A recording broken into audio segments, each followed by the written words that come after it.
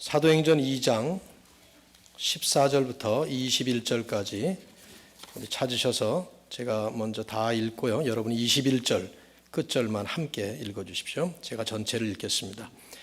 베드로가 열한 사도와 함께 서서 소리를 높여 이르되 유대인들과 예루살렘에 사는 모든 사람들아, 이 일을 너희로 알게 할 것이니 내 말에 귀를 기울이라.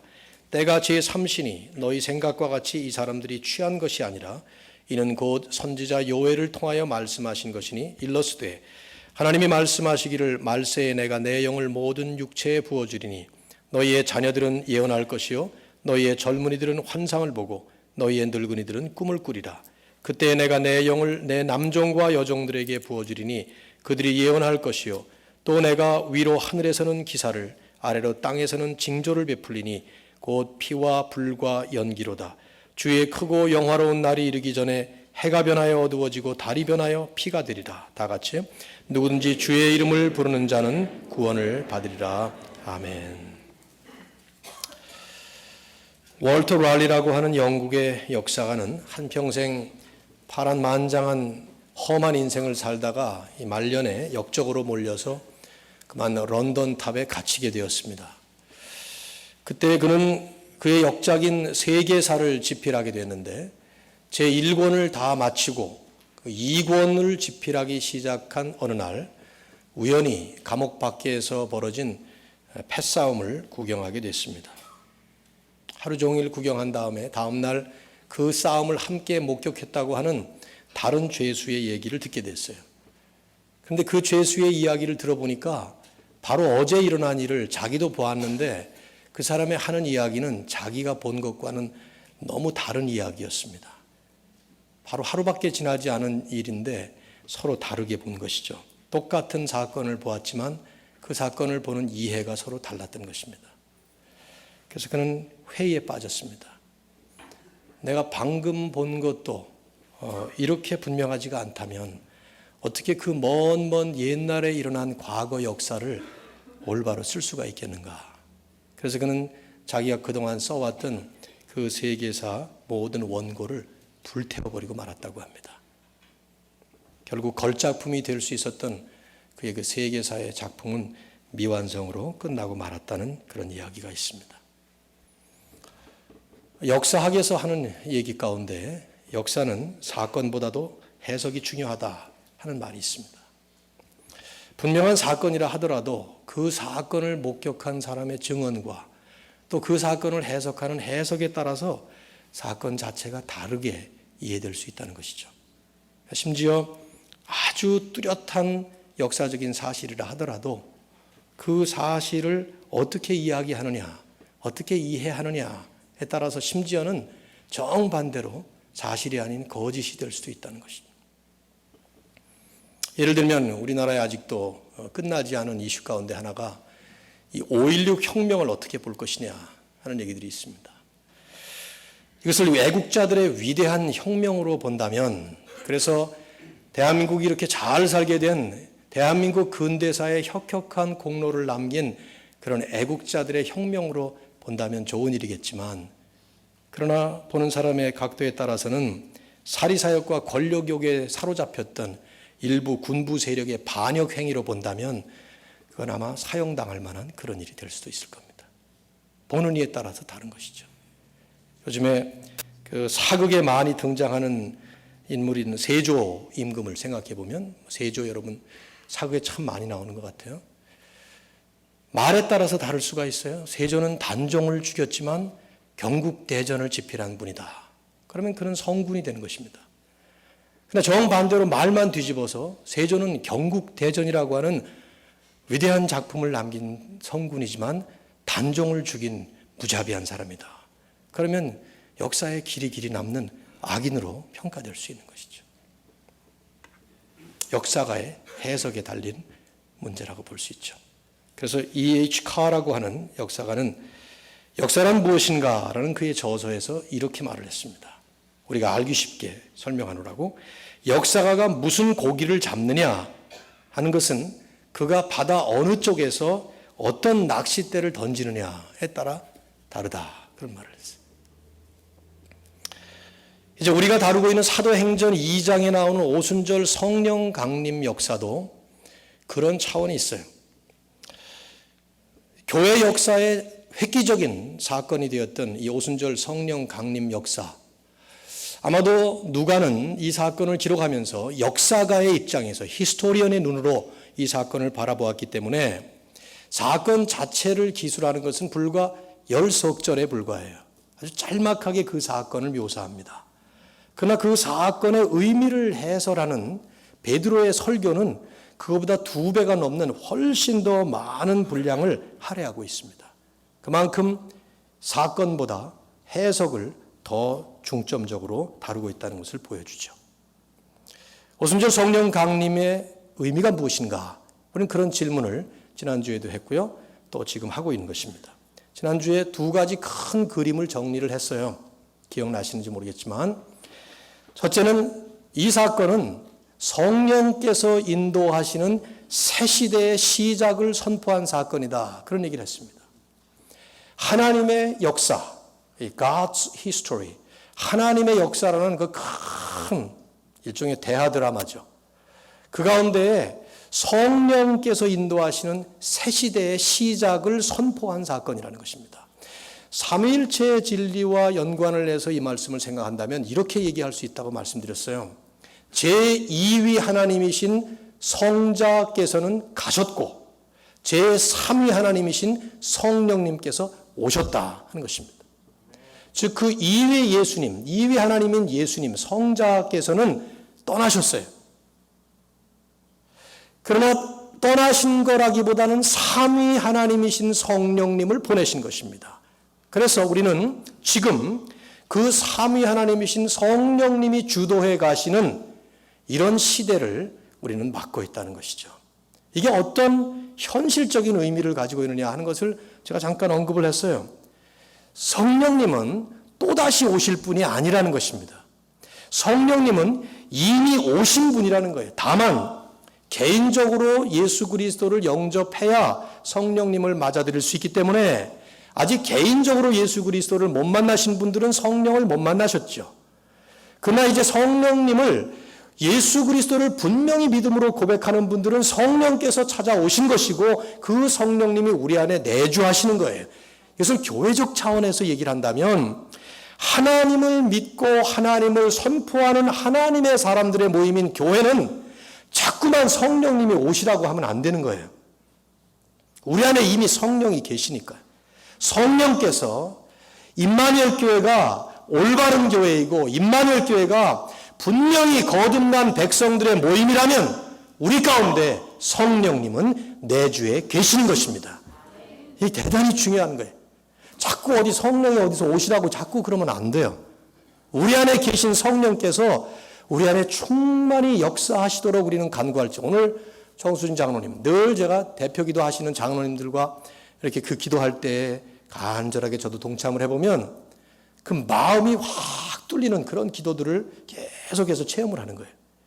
이미 우리 안에 오신 성령님이 우리를 충만히 채우소서 하는 기도를 드릴 때 속에서 아멘 하고 나오고 우리 안에 성령이 계심을 여러분이 아셔야 돼요. 여러분 이렇게 비유를 해보세요. 뻐젓이 아버지가 살아계신데 자기가 고아인 줄 알고 나는 왜 아버지가 없나 그러면 이거 얼마나 불쌍한 애예요. 그래 안 그래요? 옆에 아버지가 있는데 어머니가 있는데 나는 우리 엄마 아버지는 어디 갔나 우리 엄마 아버지 좀 보내주시 이러면 이건 말이 안 되는 얘기거든요. 우리 안에 성령이 계셔서 성령께서 우리 가운데 운행하시고 성령께서 다스리시는 교회라는 것을 분명히 믿고 그 성령님의 인도하심에 순종하는 삶이 이게 교회가 해야 될 일이라 이 말이죠. 아주 중요한 교리예요. 아주 중요한 진리라 이 말이죠. 그런데 이제 이 성령 강림을 통해서 우리에게 터뜨리신 큰 2번째 그림은 성령의 오심으로 말미암아 교회는 하나됨의 비전을 갖게 되었다 하는 것입니다. 하나됨, oneness, vision of oneness, unity, 하나됨의 비전. 그래서 성령 강림의 2000년 전 그 역사가 이런 양상으로 주어진 거라는 말씀을 드렸어요. 방언이 터지고 방언이라기보다는 다른 나라 말이 터진 것입니다. 모여든 사람이 15개국 이상의 사람들이 모였는데 그 사람들이 각각 난 곳, 방언, 본토 말로 이 120명이 한 번도 배워보지 못한 외국어를 말을 하게 된 거예요. 그리고 그 사람들은 다 자기네 나라 말을 들었다 이 말이죠. 이것은 그 모든 갈라진 바벨탑으로 말미암아 인간에게 내려진 저주의 극치가 정반대로 뒤집어지는 역사가 일어난 것이죠. 그래서 하나님은 인간이 세상에 편만하게 펼쳐날 것을 태초부터 예정하셨는데 인간이 그것을 반역하는 마음으로 바벨의 신할 평지에 바벨탑을 쌓고 하늘 꼭대기까지 올라가자 하면 말도 되지 않은 이 어불성설, 말도 되지 않은 그런 짓을 할 때 하나님은 하나님의 본래의 계획대로 그들을 흩으셨어요. 그러나 그 흩으실 때 인간의 죄 때문에 언어가 흩어진 것이죠. 하지만 하나님은 흩어진 언어라 해서 하나님의 역사가 좌절된 것이 아니라 다시 그것을 뒤집어 버리시는, 그래서 성령 강림을 통해서 모든 나라, 모든 민족, 모든 백성, 모든 방언이 하나가 되는 진정한 하나님의 나라를 이루는 그 전초 나팔을 불어버리는 그것이 바로 성령 강림의 역사였다고 말씀을 드렸습니다. 지난주에 제가 여러분에게 함께 나누었던 그 말씀이었어요. 이제 베드로는 그 안에 담겨져 있는 의미를 하나님 역사적인 차원에서 이것을 지금 해석을 하는 것입니다. 그래서 베드로의 설교가 그 다음에 이제 쭉 나와요. 이상한 그 바람 소리가 큰 소리가 나면서 수천 명이 몰려들었어요. 오늘 성경의 본문을 자세히 보시면요, 4절에 그 사람들이 몰려들었는데 보니까 이 120명의 갈릴리 사람들이 자기네 나라 말을 막 하는 거예요. 모여든 사람들이 한 15개 국가의 사람들인데 그 나라 말 난곳 방언 네이티브 랭귀지를 막 하는 것입니다. 자기 귀에 그렇게 들리는 거예요. 갈릴리 사람들이 말을 하는 것인데 그게 갈릴리 말이 아니라 일본 사람은 일본 말, 미국 사람은 영어 이렇게 다 들린 거다 이 말이죠. 그래서 다들 놀란 거예요. 오늘 본문에 누가는 딱 한 절에 12절에 그들의 반응을 이렇게 얘기합니다. 모두 다 놀라며 당황하여, 깜짝 놀라서 당황하는 것입니다. 그러면서 서로 얘기하기를 이것이 어쩐 일인가, 우리말은 그렇게 번역이 됐지만 NIV 영어 성경을 보면 What does this mean? 이게 무슨 뜻이냐? 이 사건과 이 현상이 도대체 뭘 의미하는 것이냐? 그 의미를 알고 싶어서 궁금해서 당황하고 있었던 것이죠. 어떤 사람들은 물론 아무것도 모르는 사람들은 저 전부 술 먹고 저러는 것이다 그렇게 말을 했어요. 그래서 베드로가 벌떡 자리에서 일어났습니다. 11명의 사도들도 같이 일어났습니다. 12명이 강단에 선 거예요. 쉽게 말하면 전 지금 혼자서 이렇게 설교하고 있지 않습니까? 그러나 이 설교는 제 개인의 설교가 아닙니다.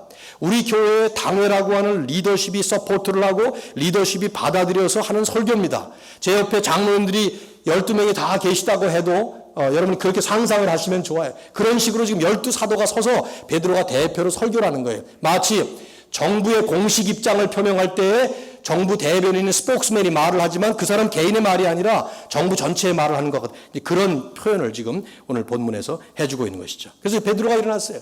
그러면서 유대인들과 예루살렘에 사는 모든 사람들아 이 일 너희에게 알게 할 것이니 내 말에 귀를 기울이라. Pay attention to me 하고 지금 얘기를 합니다. 지금 때가 제3신이 사람들이 술 취한 것이 아니다. 복음서와 사도행전에 시간이 나오면 여러분이 6을 더하면 됩니다. 3시라는 것은 6을 더하면 몇 시예요?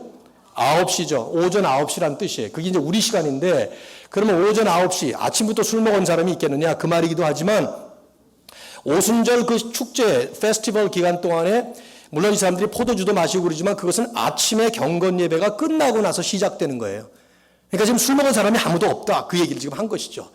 그러면서 설명을 합니다. 오늘 이제 본문을 보시면 2장 거의 전체 맨 마지막에 한 섹션을 빼고는 아주 긴 본문에서 베드로가 이제 설교를 하는데 이 설교는 한 3가지 내용으로 나눌 수가 있어요. 첫째는 지금 일어난 일은 구약의 예언이 성취된 것이다 하는 거예요.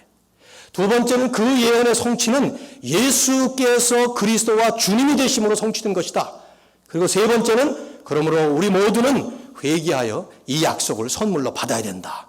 그 3가지 내용을 얘기하는 거예요. 제가 오늘 첫 번째 내용만 여러분과 함께 나눌 것입니다. 그리고 나머지 부분은 다시 나눌 거예요. 왜냐하면 사도행전에 설교가 아주 많이 나와요. 설교만 다 모으면 사도행전 28장의 이 방대한 성경 안에 4분의 1 내지 3분의 1 정도가 설교 내용들이에요. 그 설교 내용들을 보면 누가 설교했다, 뭐 요약만 발췌한 게 아닙니다. 물론 발췌를 해서 요약을 했겠지만 상당히 상세하게 설교를 적고 있어요.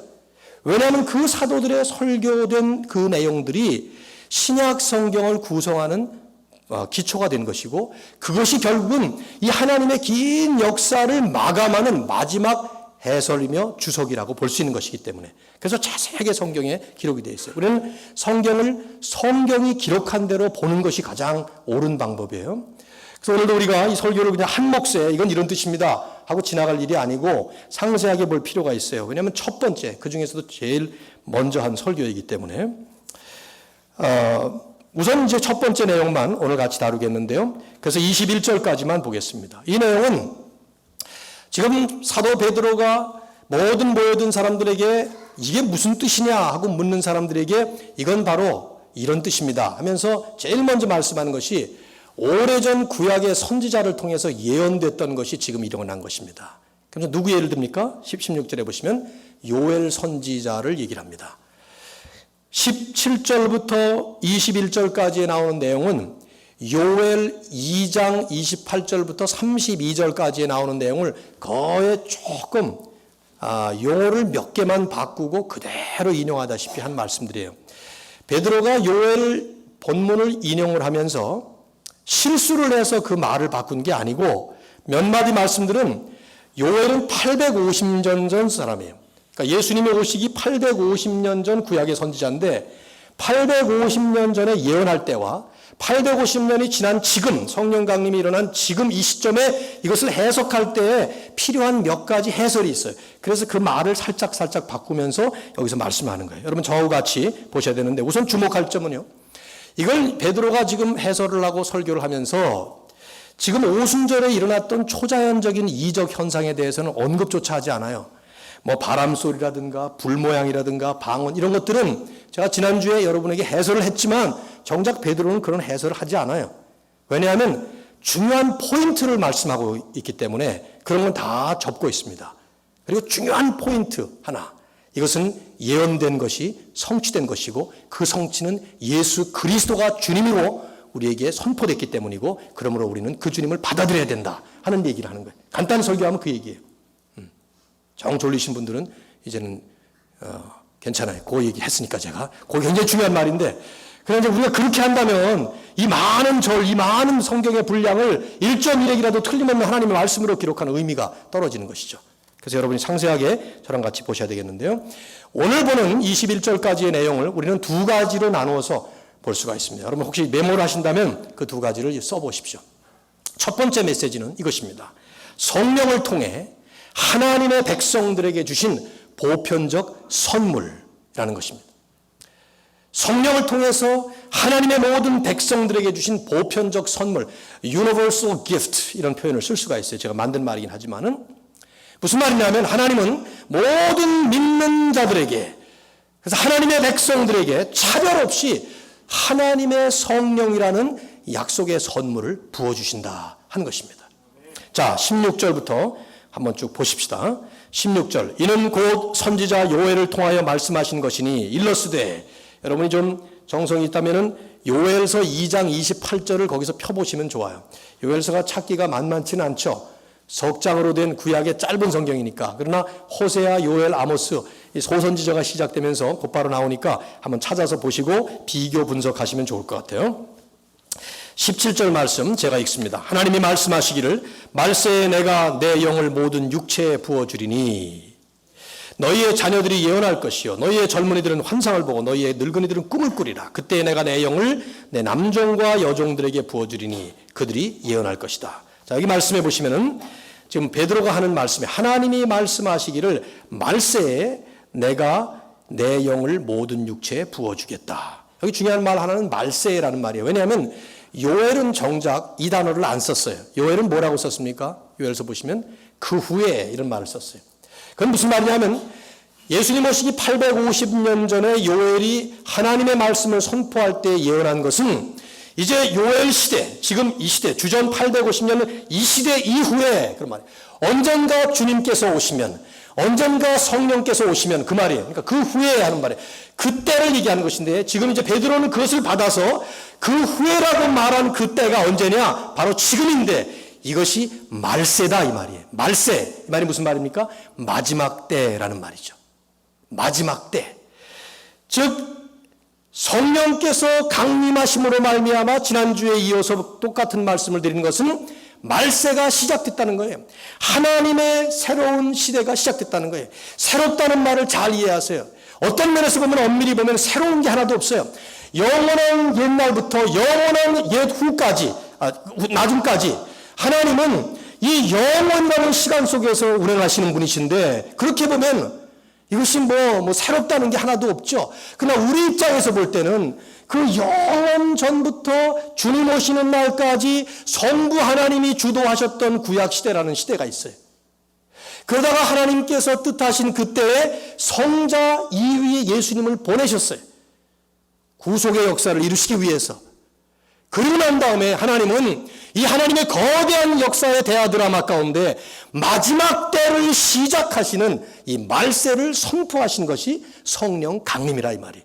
그래서 성령께서 오심으로 말미암아 드디어 우리 입장에서 볼 때는 하나님의 뉴 에이지가, 새로운 시대가 열렸다 이 말이죠. 그것을 뭐 성령 시대라고 말을 해도 좋고요, 선교 시대라고 말을 해도 좋고, 어떤 표현을 해도 좋아요. 어쨌든 그 시대가 열린 거예요. 그럴 때 어떤 역사가 일어날 것이냐? 요엘의 예언을 받아서 베드로는 설명합니다. 그때가 되면 내가 내 영을 모든 육체에 부어주겠다. 이 부어준다 하는 동사가 중요한 동사예요. 부어준다. 잘 번역한 말이죠. pour down 이 말인데, 퍼붓는다 이 말이에요. 여러분 그냥 이렇게 내는 게 아니라 퍼붓는. 존 스타트 목사님은 이 단어를 그렇게 해석을 했어요. 열대성 폭우가 맹렬하게 쏟아 퍼부어지는 광경을 묘사한 단어다. 여러분 혹시 열대지방에 가보신 적 있습니까? 여행하시면서? 저도 사이판이라는 곳에 가봤는데요. 너무 뜨거워서 그냥 몸에서 그냥 땀이 나고 땅바닥도 뜨겁고, 그런데 꼭 하루에 한 번씩 스콜이라는 게 지나가요.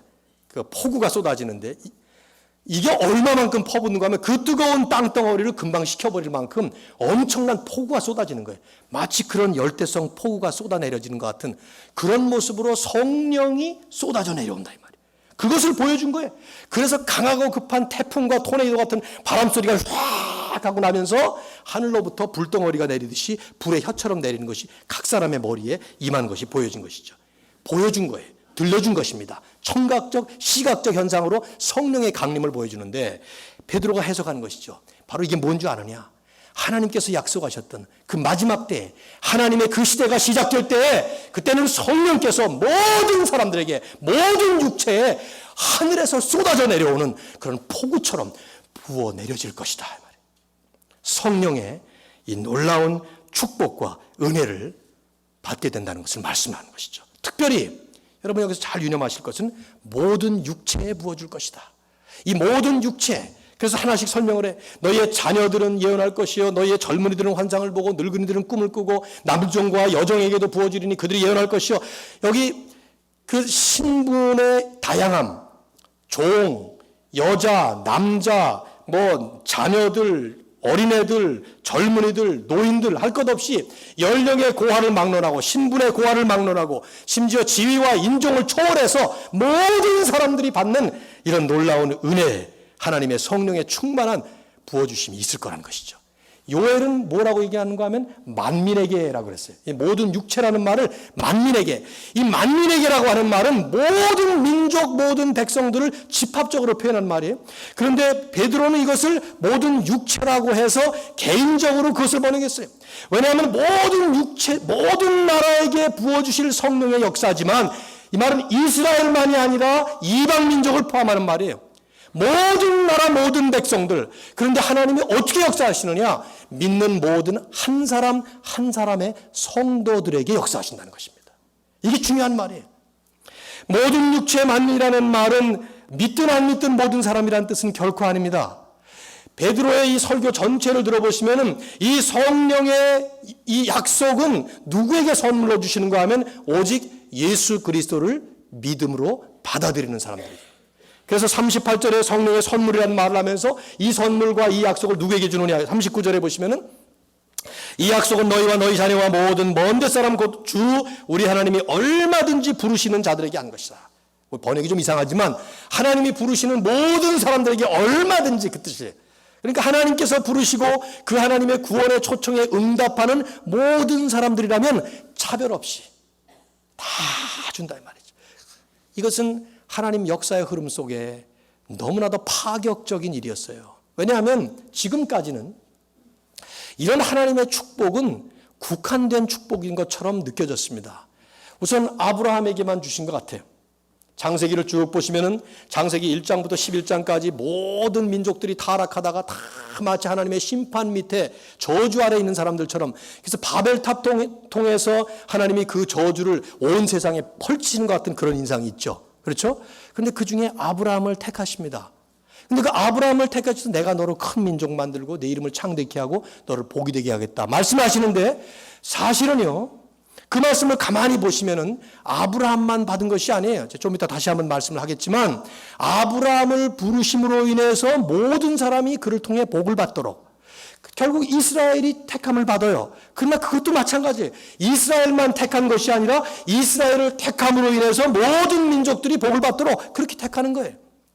어쨌든 중요한 것은 구약에는 이 하나님의 약속과 선물이었던 성령이 국한적으로 제한적으로 그렇게 임했습니다. 이스라엘에게만, 그 가운데서도 선지자나 제사장이나 왕이나 사사 같은 사람들에게 특별한 때에 특별한 사람에게 특별하게 역사하는 것이죠. 모세라든지 성령 충만함이 모세밖에 없잖아요. 또 삼손 같은 사람 성령의 임하심으로 인해서 괴력을 발휘하고, 뭐 엘리사 같은 그런 몇 명 안 돼요 구약에 보면. 그러나 구약의 성령께서 그렇게 역사하시던 분이 이제는 하나님께서 드디어 하나님의 그 섭리를 펼쳐나가시면서 모든 사람에게 어베일러블하게 보편적 축복으로 하나님은 성령을 보내셨다는 것입니다. 이것이 오늘 교회 시대를 살아가는 저와 여러분과 같이 이 시대에 지금 서 있는 우리들의 입장에서 볼 때는, 첫째로는 이 충만한 축복을 누리는 축복으로 받을 수 있어야 하는 것입니다. 하나님이 성령을 우리에게 보편적인 축복으로, 믿기만 하면 누구나 받는 축복. 우리는 이스라엘 백성으로 태어나지 않았어요. 바울은 나중에 갈라디아서에 보면 너희가 영적 이스라엘이라 이런 말을 하죠. 구약의 이스라엘과 똑같이 우리에게 하나님이 이 축복을 주셨다는 거예요. 우리에게 그 성령의 축복. 여러분 잘 아시는 기도의 응답을 말씀하는 마태복음 7장을 보시면, 구하라 그러면 주실 것이요, 찾으라 그러면 찾을 것이요, 문을 두드리라 그러면 열릴 것이니, 구하는 이마다 얻고 찾는 이가 찾을 것이요, 두드리는 이마다 열릴 것이니라, 뭐 이러면서 아들이 떡을 달라면 뭐 이런 말씀 나오잖아요. 그래서 하나님이 얼마나 너희들에게 좋은 것으로 주시지 않겠느냐 하는 말씀 익숙하시죠? 근데 여러분이 익숙하지 않으실 것 같아요. 누가복음 11장은 조금 다릅니다. 누가복음 11장에 같은 말씀을 했어요. 구하라, 찾으라, 두드리라 이런 말씀을 쭉 하다가 하늘에 계신 너희 아버지께서 구하는 자에게 무엇을 주시지 않겠느냐 할 때 그 무엇이 뭔지 아세요? 성령을 주시지 않겠느냐 하는 말씀을 했어요. 마태복음 7장에서 하나님 아버지께서 좋은 것을 주시지 않겠느냐 해놓고 누가복음에서는 같은 병행본문인데 주님이 염두에 두시고 주님이 그것을 집약하신 말씀 하나를 보면은 성령, 그러니까 베스트 기프트라고 말씀하는 그 베스트 기프트가 뭐냐면 성령이라 이 말이에요.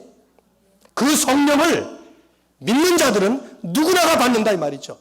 그 성령을 받게 되면 세상이 줄 수 없는, 세상에서 누릴 수 없는, 세상에서 체험해 볼 수도 없는 엄청난 하나님의 축복이 우리 가운데 누려진다는 것입니다. 오늘 아까 우리가 찬송을 부를 때 평화, 평화로다 하늘 위에서 내려오네 그런 찬양을 불렀어요. 저는 뭐 그 찬양을 선곡할 때 제가 전혀 개입하지 않습니다. 그런 찬양을 오늘 참 잘 뽑았는데 성령에 대한 말씀을 나누는 것을 보고 아마 그렇게 찬양팀에서 뽑은 것 같아요.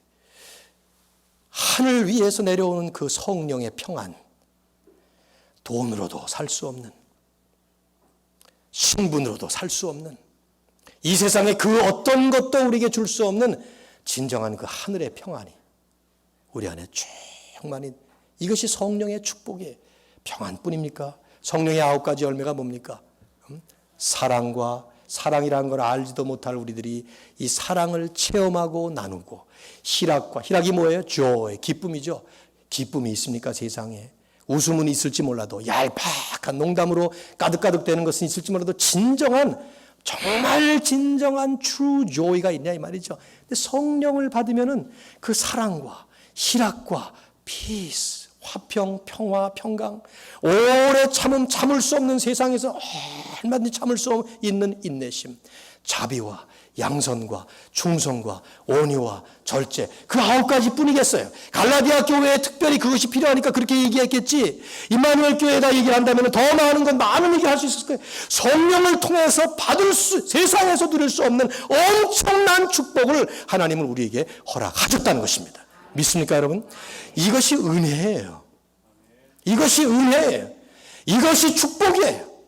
성령님이 지금 우리 안에 계셔서 그리스도를 통해서 하나님의 영이 내 안에 계시고 그 하나님의 영이 임마누엘로서 나와 함께 동행해 주시고, 그래서 나로 하여금 세상에서 얻을 수도 없고 누릴 수도 없는 엄청난 하나님의 축복을 누리게 하시는, 예배 때마다 우리는 그것을 확인하는 것입니다. 그러나 이제 또 한 가지는, 오늘 이 본문을 보시면 두 번째는 성령을 통해서 하나님의 백성들에게 주신 보편적 사명입니다. Universal Mission, 보편적 사명.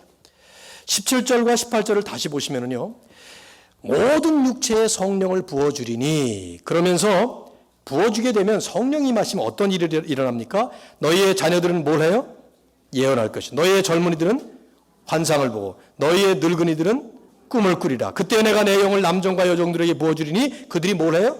예언하겠다. 여기 보면은 예언한다, 꿈을 꾼다, 환상을 본다, 또 예언한다, 이런 말씀들이 나와요. 전부가 다 뭐하고 관련되는가 하면 구약시대의 하나님의 뜻을 아는 통로예요. 하나님의 뜻을 알아서 선포하는 일종의 양식이었습니다. 예언은 뭡니까? 하나님이 직접 계시 시대에는 선지자들이라는 사람들을 택해서 그들에게 하나님의 뜻을 알려주시죠. 그러면 선지자들은 그걸 받아서 사람들에게 알리는 거예요. 그게 예언이에요.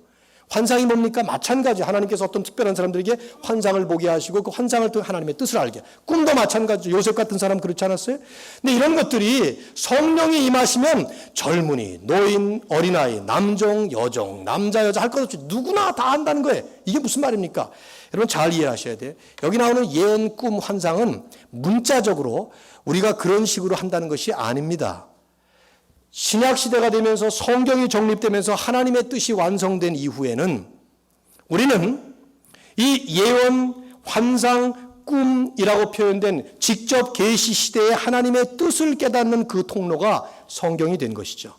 그래서 이 모든 것들이 결국 하나로 집약이 되는 거예요. 마틴 루터가 해석한 것처럼 여기 나오는 예언과 환상과 꿈은 모두 한 가지다. 그리스도를 통해서 얻게 되는 하나님에 대한 지식을 말한다. 성경은 그리스도를 가르쳐주는 말씀이에요. 그 그리스도를 통해서, 즉 성경을 통해서 얻게 되는 하나님의 지식, 그것은 복음의 말씀을 통해서 성령께서 불붙이시고 불타게 하시는 하나님의 지식이다. 루터는 아주 정확하게 우리 개혁주의 신앙의 해석을 바로 했다고 우리는 믿어집니다. 즉 무슨 말이냐면 성령 시대가 임하게 되면 그 성령이 우리에게 임하심으로 말미암아 우리는 하나님의 말씀을 보면서 이제는 마치 구약의 예언처럼 환상처럼 꿈을 받는 것처럼 하나님의 뜻을 알게 됩니다. 그런데 뜻을 아는 걸로 끝나는 게 아니에요. 오늘 본문을 가만히 보세요. 그들은 예언할 것이요. 남종과 여종들 예언할 것이요. 그들이 예언한다는 거예요. 예언을 받는다는 게 아니라 예언한다는 거예요. 무슨 말이냐면 예언자적인 선지자적인 사명을 받게 된다는 것입니다. 성령이 임하시면 자녀들은 예언하는 선지자적, 젊은이들은 꿈을 보고 그 꿈을 해석하는 선지자적 그런 자리에 서게 된다는 것이죠. 여기서 바로 종교 개혁자들이 주창했던 만인 제사장설, 만인 선지자설 이런 것이 나온 거예요. 예수 믿고 구원받게 되면 우리 안에 성령이 거하심으로 우리는 성경을 보면서 하나님의 뜻을 나 혼자서만 알고 끝나는 것이 아니라 내가 깨달은 그 말씀을, 그 복음을 남들에게 선포하는 선지자적, 제사장적 사명까지도 부여받는다는 것입니다. 베드로는 이 설교를 했고요. 이 설교를 했던 베드로는 결국 베드로전서 2장 9절에서 정확하게 한 절에서 그 말씀을 해요. 너희는 택하신 족속이요. 여러분 외우시잖아요. 왕 같은 제사장. 제사장이 뭐 하는 사람이에요? 하나님과 백성 사이에 중보 역할을 해요. 제사장은 자기만 유익을 얻는 게 아닙니다. 중보 역할을 함으로 인해서 하나님의 말씀을 백성들에게 가르치고 하나님을 백성들에게 인도하고 백성들을 하나님께로 인도하는 그런 역할을 하는 것이죠. 그 사명을 받는. 너희는 택하신 족속이요 왕같은 제사장들이요 거룩한 나라요 택하신 백성이니. 하나님의 택함을 받은 이유가 무엇이냐? 그 다음에 이유가 나와요. 목적이 나와요. 이는 너희를 어두운 데서 불러내요 빛 가운데로 인도하신 그 아름다운 자의 그 덕을 선포, 옛날에는 선전이라고 그랬어요. 선포, proclaim, 선포하기 위해서 그렇게 하신 것이다. 여기에 엄청난 그랜드 미션이 여기 담겨져 있는 거예요. 하나님께서 성령의 강림을 통해서 새 시대를 열면서 시작하신 것이 무엇이냐? 그것은 그 성령을 통해서 예수 그리스도를 믿게 되면 내가 구원받고 그 성령의 충만한 은혜를 체험할 뿐만 아니라 또 하나는 이 하나님의 백성들에게 주신 놀라운 사명이 있다는 것을 말씀하는 것입니다. 하나님을 향한, 하나님을 선포하고 그리스도를 선포하고 복음을 선포하는 엄청난 사명을 모든 믿는 신자들에게 주신다는 거예요. 그 사명. 그래서 우리는 마치 구약의 선지자와 같은, 제사장과 같은 그런 자리에 서서 공동체적으로는 교회로, 개인적으로는 한 사람 한 사람 individual believer, 개인 신자로서 증인의 역할을 감당해 나가는, 이것을 주님은 사도행전 1장 8절에서 단적으로 말씀하신 것이죠. 성령이 너희에게 임하시면 뭐를 받아요? 너희가 권능을 받고 그 다음에 예루살렘과 온 유대와 사마리아와 땅끝까지를 내 증인이 되리라. 증인의 권능, 증인의 사명을 감당하게 하기 위한 이 증인의 파워, 성경을 이해하고 그것을 선포하고 그리스도를 알려줄 수 있는 그러한 능력, 모든 믿는 자들이 다 받았다는 거예요. 우리 이제 금요일이면 전도 집회가 시작될 것입니다. 강사님께서 오셔서 우리 전도의 사명에 대한 말씀을 아마 계속해서 해주실 것입니다. 그 말씀에 대한 서론처럼 지금 드리고 싶은 말씀은 우리 모두가 전도자의 사명을 받은 줄로 믿습니다. 사명뿐만 아니라 그 사명을 위해서 우리 모두가 전도자의 능력을 받은 줄로 믿습니다. 이건 기술이 아니에요.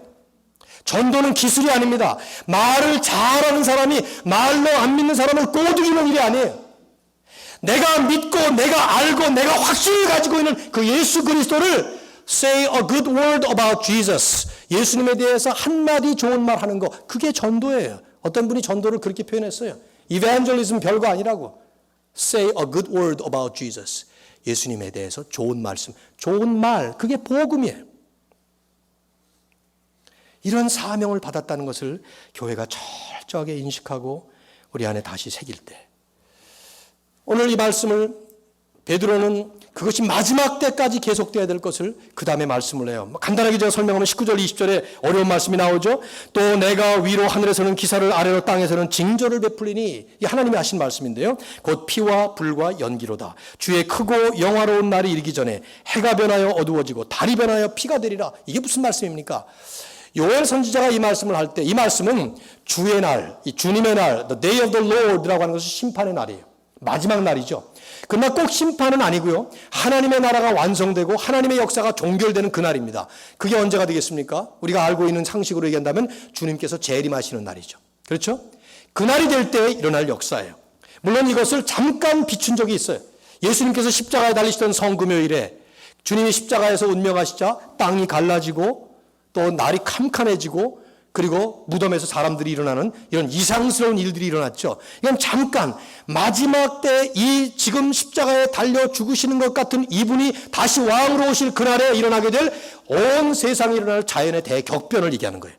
근데 그것을 요엘이 포괄성 있게 긴 한번 망원경적 시각으로 지금 얘기한 것이죠. 근데 그걸 지금 베드로가 얘기하는 거예요. 왜 이런 얘기를 합니까? 지금 성령이 강림하는 이 순간부터 예수님께서 다시 오실 그날까지 언제가 될지 모르는 이 긴 하나님의 마지막 역사의 때에 그걸 설명하는 게 이 말씀이에요. 그때 결국 이루어져야 될 일은 주의 이름을 부르는 자는 구원을 얻으리라. 이 구원의 역사.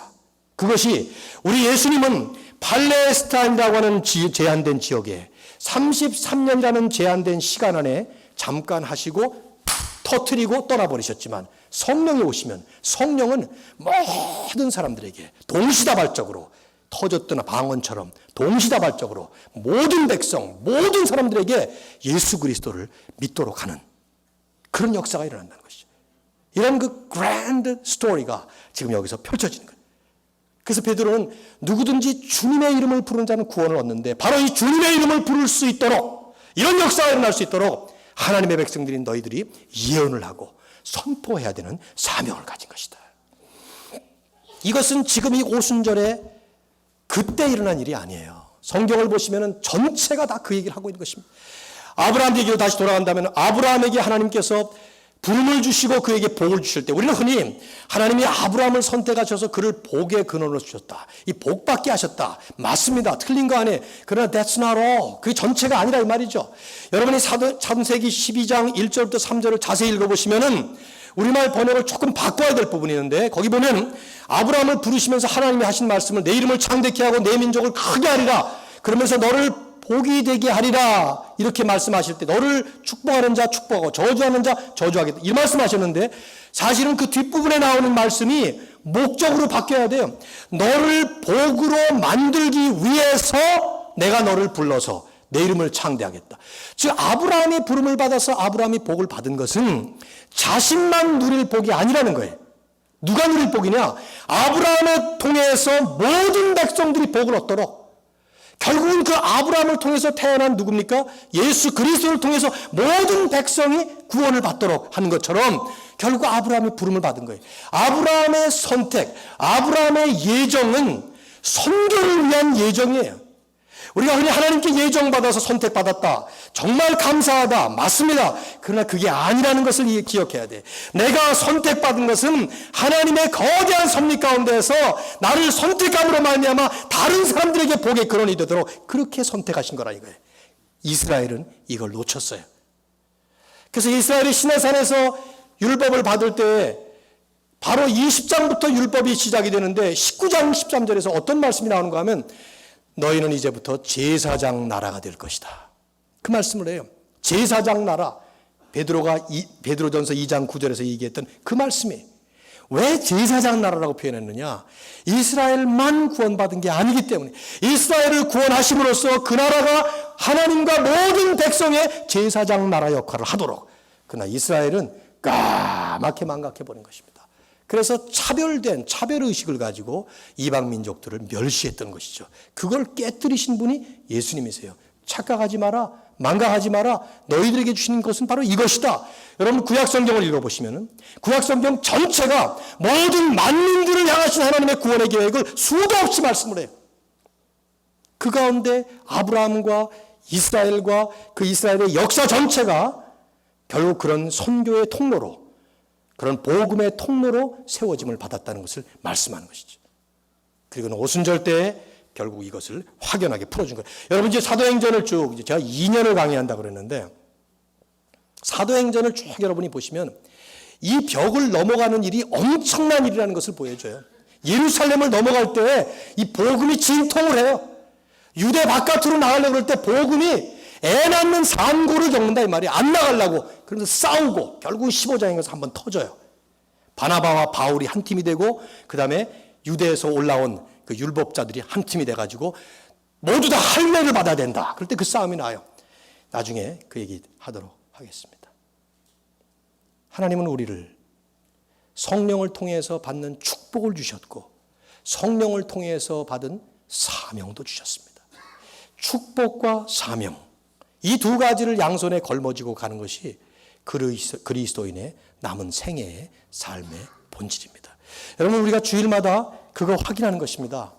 예배는 하나님의 축복을 누리는 거예요. 믿습니까? 예배 시간에 축복을 못 누리면 안 됩니다. 성령의 우리 가운데 채우시고 역사하시는 그 체험을 예배 시간에 하셔야 됩니다. 예배 시간에. 몽롱한 얼굴로 이렇게 만일에 나오셔서 그냥 지나가 버리면 너무 아까운 걸 놓치는 거예요. 여러분이 제가 여행을 좋아하는 사람들, 여행을 하다 보면은요, 와, 저 장면, 그런데 쿨쿨 자고 있는 사람들이 있어요. 그 너무 아깝죠. 지나가면 끝나는데. 영화도 보다 보면은, 영화 다 본 다음에 또 달리, 하여튼, 그렇게 되면 안 돼. 놓치면 안 되는 거예요. 예배, 그 순간 그 현장에 이 예배를 통해서만 주시는 하나님의 축복이 있어요. 이걸 위해서 토요일이 되시면, 여러분 간절하게 기도하시면서 준비하셔야 돼요. 내일 주일날.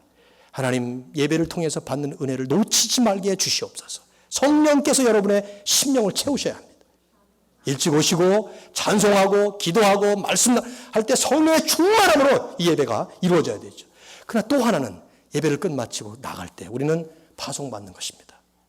제사장 민족으로 선지자적 사명을 가지고 선교적 사명을 우리는 선포하는 것입니다. 우리가 믿는 예수님을 이 땅에 선포하는 것이죠. 언제까지? 주님 나라 이 땅에 완성되는 날까지. 그래서 그 찬송을 매번 부르면서 나가는 것이죠. 오늘도 이 하나님의 은혜가, 이런 하나님의 영광이 우리의 삶을 통해서 멋지게 드러날 수 있기를 주님의 이름으로 축원합니다. 하나님 아버지, 오늘도 귀한 예배를 우리에게 허락하신 것을 감사합니다. 성령님께서 우리의 마음을 충만히 채워주셔서 이 예배를 통해서 누리는 축복을 체험케 하시니 감사합니다. 뿐만 아니라 세상을 향해 주께서 말씀하신 그대로 성령이 임하시면 너희가 권능을 받고 땅끝까지 이르러 복음의 증인이 되라고 말씀하신 것처럼 우리의 가는 발걸음마다 복음의 증인으로 제사장적 선지자적 사명을 감당할 수 있도록 능력으로 충만히 채워 주시옵소서. 우리 주 예수 그리스도 이름으로 기도합나이다. 아멘.